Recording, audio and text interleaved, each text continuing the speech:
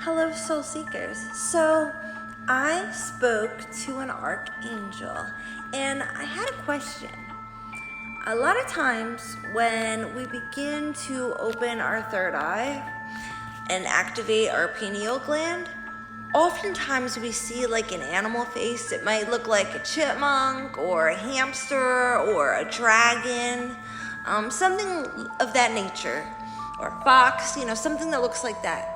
And I asked him, I was like, in the beginning, I was told, oh, this is your spirit animal, your spirit guide. If you concentrate and focus and ask its name, it'll tell you its name. And I did that, and it said his name was Cream. But then over time, as I woke up more and more and more, and then finally I was able to get more than just an image and like a word, and be able to have full-on conversations because I had reached my consciousness to a higher level, so I could talk with them, of course, telepathically, right? And he told me that that isn't a spirit animal, believe it or not. Like, it's actually your higher self, okay? Your higher self, it's easiest for them to kind of look like an animal because they can change how they look like any way they want because it's in your mind. But the easiest way for them to like get through is looking like an animal, and it's oftentimes the safest, so you don't feel scared or threatened or freaked out. You just see like a cute little animal, and then you look online, you're like, oh, a spirit guide, and like oftentimes I think that they look like a certain animal, and then you look up spirit guide or spirit animal, and that'll show you a strength within yourself and to help, guide you, because that's what our higher self does. It guides you on the path that you want to be on, that you agreed to be on. And I just wanted to pass on that information in case anybody else was wondering, And, they do communicate. So, if you do close your eyes and you see an animal, yeah, look it up, because that'll give you some intel if you haven't reached that elevation yet to be able to talk with them. That is their way of communicating with you. And numbers, numerology, numerology, you look up angel numbers, but a lot of them, when you look it up, numerology is key to go by, because, like people say, oh, I saw 444, 444 is a significant meaning because it's be aware of your thoughts, because that is creating your reality.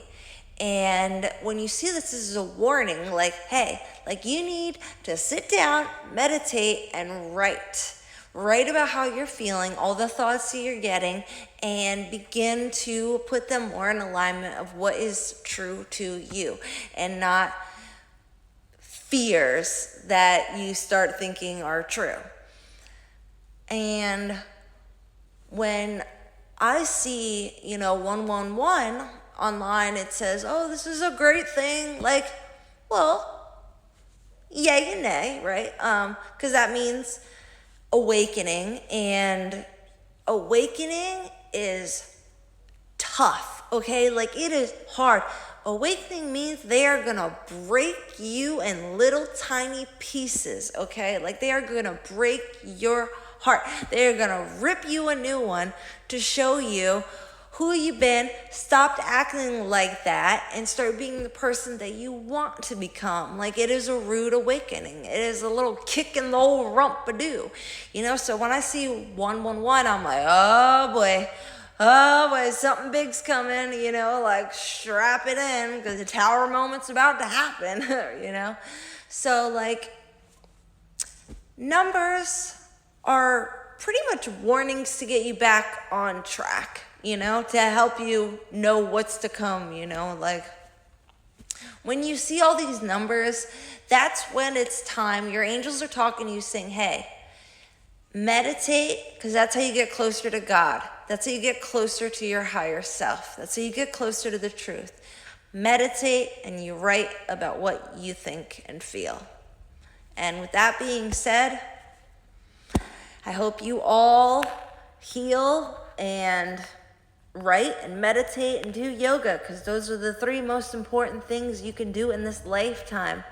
It truly is. Do those 3 things as much as you can every single day, and your life and you and everything about it will change in such a beautiful, intensiverous way.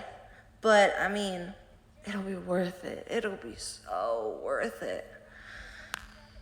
And with that being said, happy awakenings, my beautiful lovers.